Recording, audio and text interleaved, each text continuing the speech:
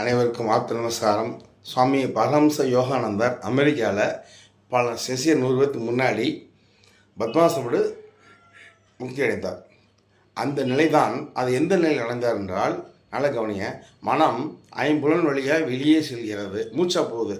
அந்த மூச்சை மனம் எங்கே தோன்றியதோ அந்த இடத்துல அடங்க செய்ய வைக்கணும். அது ஆதி பிரணவத்தால் மட்டும்தான் முடியும். அந்த ஆதி பிரணவத்தை சதாகாலம் சொல்லிக் கொண்டு இருக்கும் பொழுது மூக்கிலும் சுவாசம் 24 நாளில் வராது. இந்த நிலையில் இருந்து இருக்கும் பொழுது உங்களுக்கு வியாழனன் என்ற வாயு உங்களுக்கு ஸ்டார்ட் ஆகிடும். 14 மூச்சு ஸ்டார்ட் ஆகிடும்.